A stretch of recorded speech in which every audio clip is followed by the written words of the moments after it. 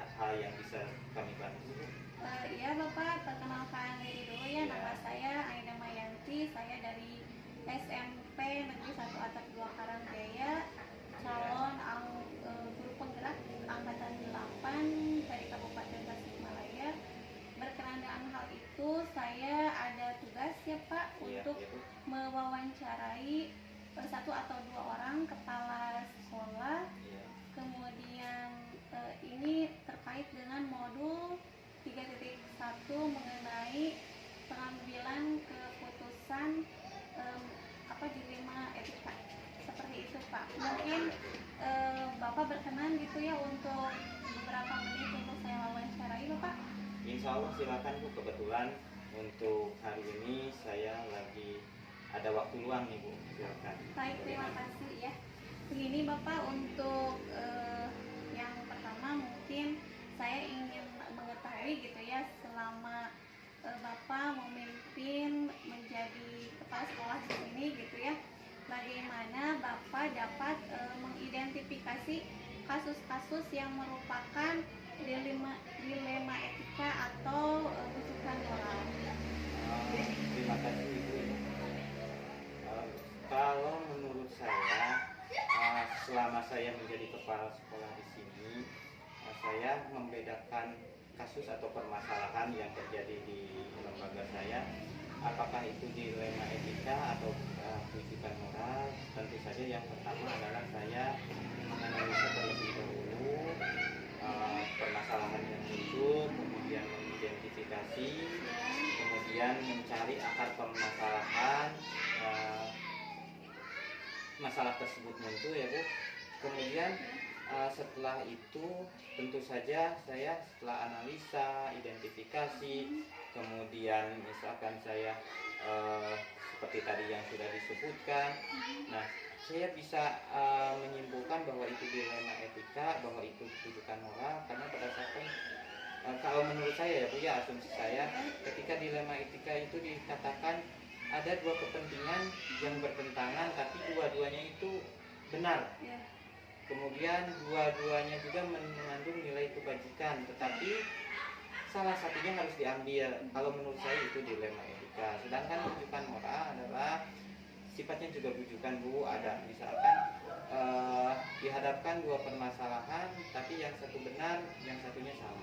Itu kalau menurut saya. Baik, berarti di sini sejauh ini gitu ya, Bapak telah melakukan identifikasi dulu gitu ya Pak? Iya Pak, tentu Bu. Iya, tentu saja. Baik, mungkin pertanyaan selanjutnya Bapak, nah selama ini bagaimana Bapak menjalankan pengambilan keputusan di sekolah Bapak, terutama untuk kasus-kasus di mana ada dua kepentingan yang tadi seperti Bapak sebutkan ya, sama-sama benar atau sama-sama mengandung nilai kebaikan?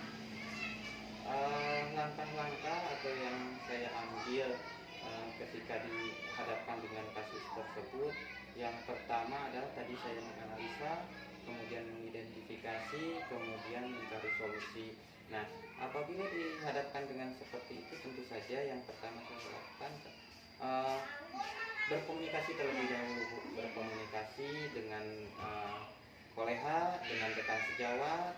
Bahkan misalkan kalau permasalahan itu lintas sektoral, misalkan harus melibatkan beberapa pihak di luar kelembagaan, tentu saja saya harus berkoordinasi serta berkolaborasi dengan lingkungan personil di saya, kemudian dengan orang tua kalau misalkan permasalahannya seperti itu lintas sektoral, kemudian bahkan tidak menutup kemungkinan dengan dinas terkait Bu. Itu yang saya lakukan. Baik, berarti tadi Bapak berkolaborasi ya, Ya, Pak, berkomunikasi, intinya? kemudian berkolaborasi. Betul, betul. Ya, baik koordinasi Bapak, juga. iya. Untuk pertanyaan selanjutnya, langkah-langkah atau prosedur seperti apa yang biasa Bapak lakukan selama ini? Langkah-langkah atau prosedur yang saya ambil selama saya mengambil keputusan, yang pertama saya tentu saja berkomunikasi dulu Bu, berkomunikasi, kemudian berkoordinasi, kemudian berkolaborasi dengan pihak-pihak yang terlibat, baik itu secara intern maupun eksternal atau lintas sektoral. Nah, di sana saya kalau misalkan begini Bu, ketika permasalahan dilema etika itu muncul secara pribadi ya Bu ya, dari persona secara pribadi, itu saya suka langsung Bu, langsung Ya. dalam waktu itu Ya. dengan tujuan supaya masalah tersebut tidak berlarut-larut, Ya, ya. permasalahannya bisa segera untuk diselesaikan. Tetapi misalkan kalau tidak memungkinkan, ya saya setelah tadi analisa, identifikasi, koordinasi, kemudian kolaborasi, menentukan waktu tertentu untuk berkumpul dalam satu ruangan, duduk satu meja atau satu ruangan untuk memutuskan, mencari keputusan bersama, sehingga yang paling penting menjadi pertimbangan saya itu ketika mengambil keputusan dilema etika harus berdasarkan 3 faktor Bu. Yang paling pokok, yang paling atas, yang harus menjadi skala prioritas adalah kepentingan murid, itu yang paling utama. Kemudian kebajikan universal, kemudian terhadap ada nilai-nilai kebajikan di lingkungan sekitar saya. Ya, baik. Nah, hal-hal apa saja yang selama ini Bapak anggap efektif gitu ya dalam pengambilan keputusan pada kasus-kasus dilema etika, Pak? Selama saya menjabat sebagai kepala sekolah, hal-hal yang menurut saya paling efektif, bahkan mungkin mempermudah, membantu untuk mengambil sebuah keputusan, yang pertama adalah faktor intrinsik, faktor dari diri saya, di mana saya butuh berpikir tenang Bu, butuh berpikir tenang, terus mengutamakan kepentingan umum, kepentingan murid dibanding ego saya sendiri. Kemudian selain itu saya juga, yang saya rasakan adalah komunikasi tadi Bu. Ketika komunikasi terjalin dengan baik, manakala terjadi dilema etika, kita akan lebih mudah untuk mengambil keputusan dengan berkoordinasi dan berkolaborasi. Mungkin itu yang paling membantu. Jadi pada dasarnya ya pikiran yang tenang, hati yang bersih, kemudian komunikasi yang baik, sehingga terjadi koordinasi serta kolaborasi untuk mengambil keputusan bersama, yang nantinya ketika pengambilan keputusan tersebut, kalau misalkan melibatkan semua pihak yang terlibat, maka akan diterima oleh semua pihak. Betul. Jadi tidak ada salah satu pihak yang merasa dirugikan oleh keputusan tersebut. Ya. Baik. Nah, kemudian hal-hal apa saja yang selama ini merupakan tantangan nih Pak? Tantangan dalam pengambilan keputusan pada kasus-kasus dilema etika ya. Mungkin Bapak menemukan gitu ya tantangan. Tentu saja Bu, tentu saja. Jadi ketika kita dihadapkan kasus atau permasalahan dilema etika, banyak bukan ada ya? Bahkan banyak Bu, ya, banyak terjadi. Yang menjadi tantangan yang pertama tadi, selain kan tadi harus menumbuhkan kesadaran diri dulu, berpikir dengan tenang. Nah, terkadang suka ada konflik batin tersendiri Bu. Jadi kita harus benar-benar bagaimana supaya keputusan tersebut sepenuhnya untuk kepentingan murid. Tantangan lain misalkan masalah waktu Bu. Masalah waktu kadang untuk misalkan nantinya mentata kala atau menjadwalkan, ada salah satu pihak yang misalkan tidak bisa pada saat itu. Nah, tapi semua itu apabila misalkan kita tadi koordinasi, komunikasi serta kolaborasi dijalin, dibentuk secara matang, itu bisa dilalui. Ya, betul. Nah, kemudian apakah Bapak gitu ya memiliki sebuah tatkala atau jadwal tertentu? Tadi kan memang Bapak sudah menyinggungnya gitu ya, tapi mungkin saya ingin menanyakan secara spesifik gitu ya Pak. Dalam sebuah penyelesaian kasus dilema etika, apakah Bapak itu langsung menyelesaikannya di tempat gitu ya? Memang Bapak tadi sudah sedikit juga ya betul. Atau memiliki sebuah jadwal untuk menyelesaikannya, bentuk atau prosedurnya seperti apa gitu ya Pak yang Bapak jalankan gitu? Begini Bu, tadi saya sudah menyinggung di awal ya Bu ya, menyinggung di awal. Nah, ketika saya dihadapkan dengan kasus dilema etika, tadi saya sudah kemukakan ada dua landasan atau dua alasan pokok. Yang pertama, urgentivitasnya, tingkat ke tingkat keharusan untuk saya mengambil keputusan.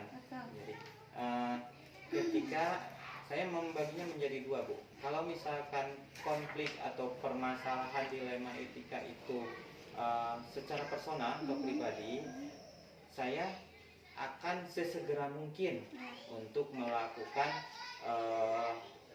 pengambilan keputusan. Itu caranya saya bisa saja dengan dipanggil langsung, bicara dari hati ke hati, kemudian coaching kan itu juga bisa ya, supaya yang dihadapkan dengan permasalahan dilema etika itu terbuka terhadap kami, terhadap saya, supaya bisa mencari solusi yang terbaik menurut dia. Nah, tapi kalau misalkan kaitannya dengan kasus yang lebih kompleks, dilema etika yang lebih kompleks, yang melibatkan berbagai pihak bahkan lintas sektoral, tentu saja saya mengkondisikan terlebih dahulu, Bu. Mulai dari tadi langkah-langkahnya, menganalisa, terus kemudian mengidentifikasi akar permasalahan, kenapa masalah itu muncul, kemudian koordinasi sampai dengan kolaborasi. Itu ada waktunya, Bu. Jadi saya menjadwalkan kapan dilema etika yang kompleks tersebut bisa segera untuk terselesaikan. Mungkin seperti itu. Baik.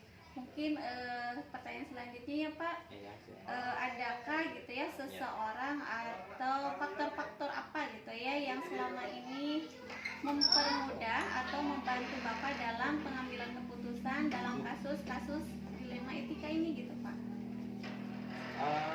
Faktor yang mempermudah yang tadi Ibu pertanyakan kepada saya ya tadi tetap komunikasi, Bu. Kalau menurut saya komunikasi, kemudian koordinasi, kolaborasi itu tiga hal yang sulit untuk dipisahkan. Jadi satu kesatuan gitu ya Pak? Satu kesatuan kalau misalkan kita ingin sesegera mungkin untuk mengambil keputusan yang berkaitan dengan permasalahan dilema etika. Mungkin satu lagi ya Pak. Silakan, Bu. Silakan.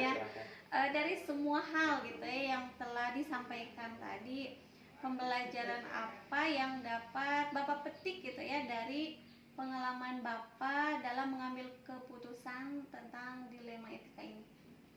Pengalaman yang bisa saya ambil atau hikmah yang bisa saya ambil selama menjadi kepala sekolah, kemudian dihadapkan harus mengambil keputusan dengan permasalahan dilema etika, yang saya ambil hikmahnya yang pertama adalah saya harus benar-benar berpikiran tenang. Saya harus bisa memisahkan dan memilih dari yang baik, kan keduanya nilainya mengandung nilai kebajikan, tapi yang terbaik. Jadi harus berpikir jernih. Setelah itu hal-hal yang menjadi hikmah atau pembelajaran bagi saya adalah ketika mengambil keputusan kita tidak bisa serta-merta, tapi harus menganalisa, harus mengidentifikasi, bahkan misalkan tadi berkoordinasi serta berkolaborasi. Dan yang paling penting adalah hikmah dari ketika saya mengambil keputusan untuk dilema etika, kita harus bertanggung jawab, Bu, berkomitmen dengan apa yang sudah menjadi keputusan itu tersebut gitu ya. Jadi pasti yang diputuskan dari yang baik itu adalah yang terbaik, dan yang paling penting adalah hikmahnya tetap yang menjadi paling atas adalah kepentingan murid, Bu. Apapun keputusannya harus mengutamakan atau mendahulukan kepentingan murid. Mungkin itu, Bu, dari saya hikmah selama ini ketika saya dihadapkan dengan situasi harus mengambil keputusan dalam permasalahan dilema. Baik. Bapak, terima kasih sekali karena sudah meluangkan waktu untuk saya wawancarai. Sekali lagi saya mengucapkan terima kasih atas waktunya Bapak. Terima kasih banyak. Sama-sama. Ya, Assalamualaikum warahmatullahi wabarakatuh. Waalaikumsalam warahmatullahi wabarakatuh.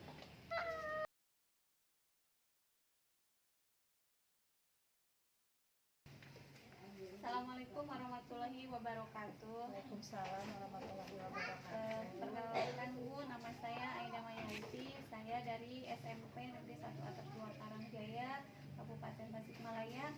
Kebetulan saya mengikuti calon guru penggerak angkatan 8 dan ini mungkin nanti saya ingin mewawancara ibu ya berkaitan dengan tugas saya sebagai calon guru penggerak, yaitu harus mewawancarai salah satu atau 2 orang kepala sekolah, yaitu berkaitan dengan modul 3.1 mengenai pengambilan keputusan dilema etika. Mungkin ibu ada waktu sebentar bu? Boleh insya Allah. Baik, begini bu, untuk apa ya, mungkin nanti saya ingin berbincanglah sebentar gitu ya, mewawancarai ibu dengan beberapa pertanyaan. Yang pertama yang ingin saya ketahui itu yaitu selama ini gitu ya ibu bagaimana dapat mengidentifikasi kasus-kasus yang merupakan antara dilema etika atau bujukan moral. Oh iya, kaitan dengan identifikasi kasus-kasus yang terjadi di sekolah saya itu, saya itu melihat dulu apakah itu termasuknya masalahnya itu bujukan moral ataupun dilema etika. Nah dari sana saya identifikasi untuk dicarikan solusinya pemecahan masalah. Mungkin seperti itu. Baik, jadi ibu terlebih dulu mengidentifikasi ya bu.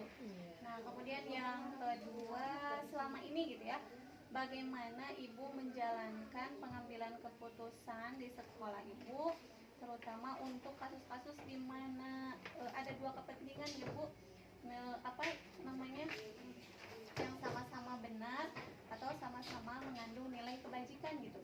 Iya, kalau di sekolah saya ini ketika ada permasalahan baik itu yang tadi disampaikan oleh ibu, yang utama itu kami musyawarahkan terlebih dahulu untuk mencari titik permasalahan seperti apa, karena memang musyawarah itu memang penting ketika diterapkan di sekolah, karena memang maju mundurnya sekolah itu memang segala sesuatu itu harus hasil dari musyawarah tadi.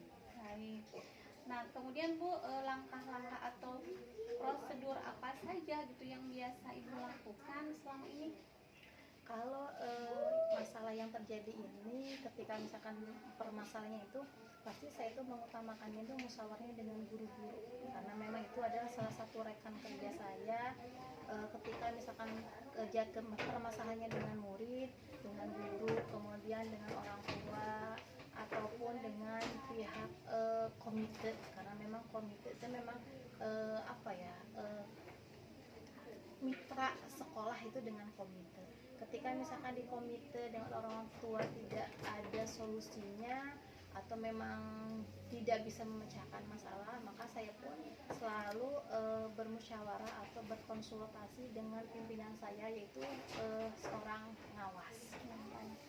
Nah, berarti berkolaborasi Iya, seperti itu.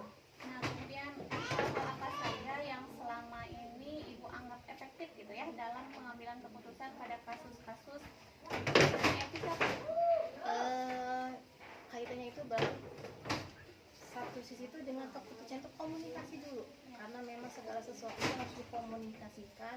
Saya tidak langsung memutuskan hal tersebut baik atau tidak, memposisikan diri sebagai pimpinan, tetapi harus memberikan kebijakan yang memang berpihak dengan semua orang. Jadi pihak rasa keadilannya pun memang harus ada. Jangan sampai saya melakukan keputusan itu atas ego saya, tetapi hasil kesepakatan semuanya antara guru, keberpihakan kepada murid, kerjasama dan kolaborasi dengan orang tua ataupun komite. Itu yang saya lakukan seperti itu. Baik Bu. Nah, kemudian hal-hal apa saja yang selama ini merupakan tantangan Bu? Kan mungkin pasti ada tantangannya ya ketika Ibu mengambil keputusan pada kasus-kasus dilema etika tersebut. Terkadang kalau misalkan kaitannya dengan anak-anak ya, dari contoh misalkan kayak di segi kedisiplinan anak itu, terkadang memang ada beberapa yang terjadi di saya itu seperti disiplin pada anak-anak, karena memang banyak orang tua yang memang seperti acuh tak acuh atau tidak peduli dengan perkembangan anak. Contoh misalkan anak itu dalam kehadirannya, ada memang anak yang memang sering tidak sekolah, ketika ditelusuri ternyata memang orang tuanya lebih sibuk di ladang, karena memang kebanyakan itu orang tua di sekolah saya itu memang kebanyakan pekerja mata pencaharian itu memang sebagai petani. Jadi memang karena kesibukannya orang tua, anak tidak bukan terurus ya, tidak terawat, tidak terperhatikan gitu. Apakah anaknya sudah berangkat atau tidak. Jadi memang permasalahannya di saya itu memang utamanya itu disiplin. Ya, jadi tentang disiplin ya Bu tantangannya.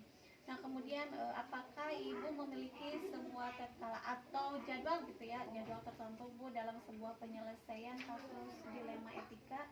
Nah apakah Ibu langsung menyelesaikannya di tempat misalkan ketika masalah itu terjadi, atau misalkan memiliki sebuah jadwal untuk menyelesaikannya, bentuk atau prosedur seperti apa? Nah kalau misalkan memang ada jadwalnya gitu. Kalau kaitan dengan misal yang tadi ya berbicara dari disiplin anak itu, saya melakukan preventif dulu.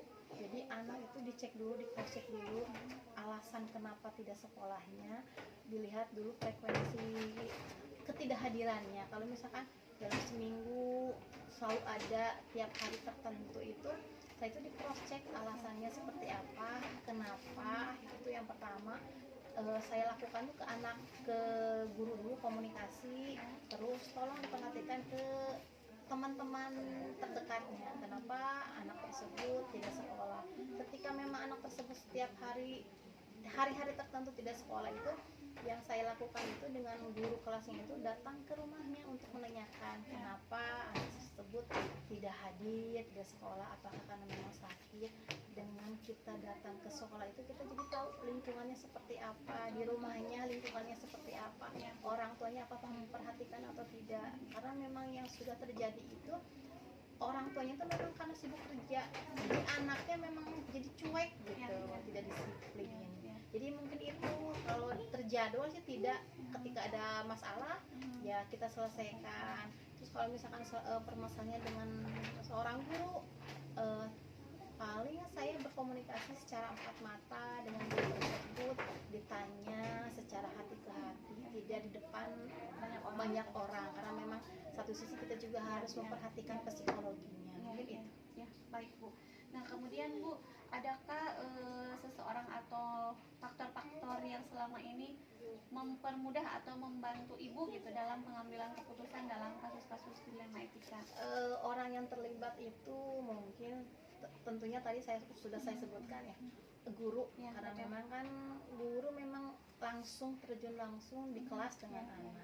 Terus ketika ada permasalahan yang lain juga, saya selalu berkoordinasi, berkolaborasi dengan beberapa pihak, orang tua juga, terus komite.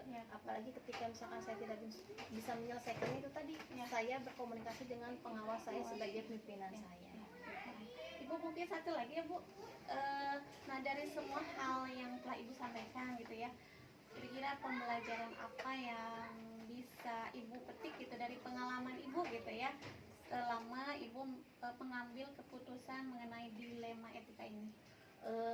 Pengalamannya atau apa ya, hikmahnya dalam menyelesaikan dilema etika ini, ternyata kita rasa egois kita sebagai pimpinan itu terkadang harus kita kesampingkan dulu, karena memang ada rasa keadilan yang harus kita terapkan juga, baik dari kepada murid ataupun guru. Karena memang tidak ketika seseorang melakukan kesalahan ataupun melakukan suatu perbuatan itu pasti memiliki alasannya. Nah kita pun harus bersikap adil, harus bersikap sebagai keluarga, menanyakan apa yang terjadi, karena memang kita tidak boleh menjudge orang itu, oh kamu salah, tidak seperti itu. Jadi memang kita harus bisa memposisikan diri, ada saatnya kita sebagai teman, ada saatnya kita sebagai pimpinan. Jadi memang itu harus komunikasi dengan semua pihak, itu semua pihak itu memang harus sekali, karena memang maju mundurnya sekolah itu gimana kita berkolaborasi dengan semua tingkatan, semua komunitas yang ada. Mungkin itu. Baik Ibu, terima kasih sekali atas waktunya, juga ini benar-benar membantu sekali ya untuk saya memberikan pengalaman juga Ibu kepada saya, pencerahan juga kepada saya Terima kasih Bu atas waktunya. Sama-sama. Assalamualaikum. Waalaikumsalam.